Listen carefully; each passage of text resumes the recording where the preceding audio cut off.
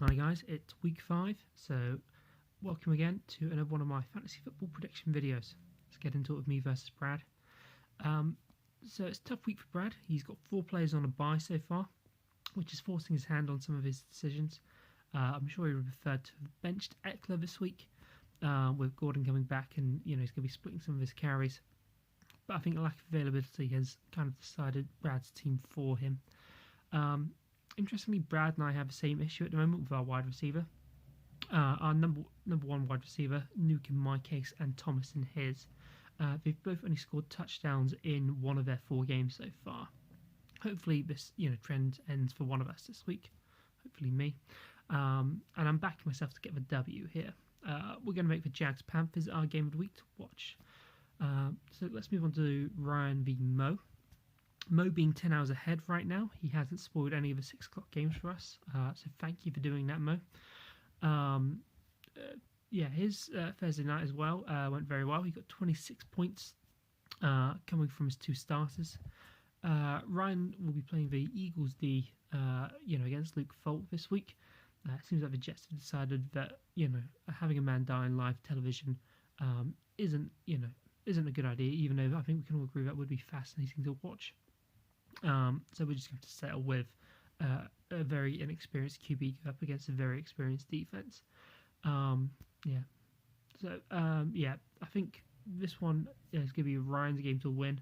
I think the points he's going to get from that Eagles D is going to be enough to see him past Mo and move him to 2 and 3.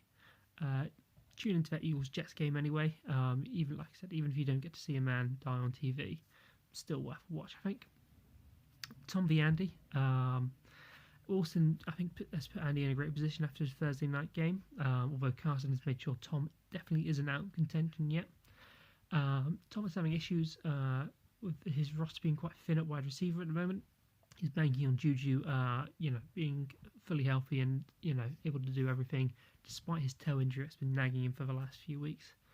Andy, on the other hand, he's keeping faith with Adam Thielen, despite him only putting up a 0.6 last week, and the issues he's having with Cousins at the moment.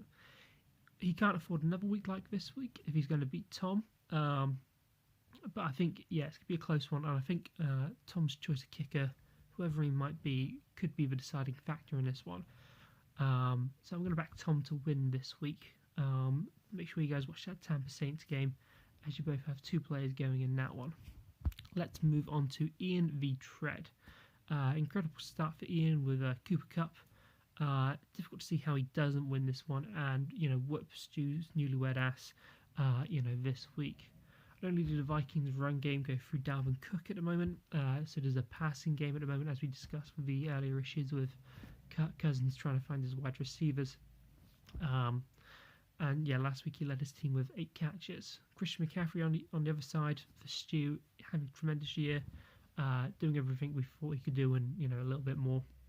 He's also got Josh Jacobs, who's made a very strong start, just hasn't really found the end zone as often as we'd like. But even if he does, get a couple of scores on that, I just can't see how he gets past Ian this week. Be sure to check out that Denver Chargers game, as that's the one I've picked for you guys as your game of the week. I think you guys have got Phil Rivers and Philip Lindsay going in that one.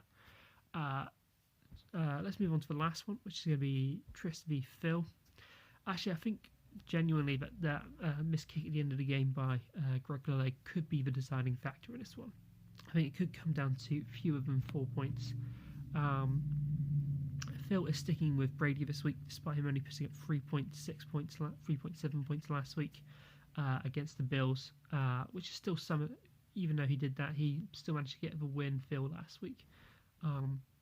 Brave to stick with Brady after a performance like that, though.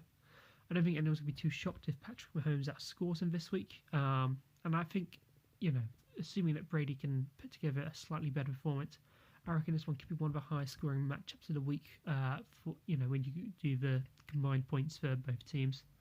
Because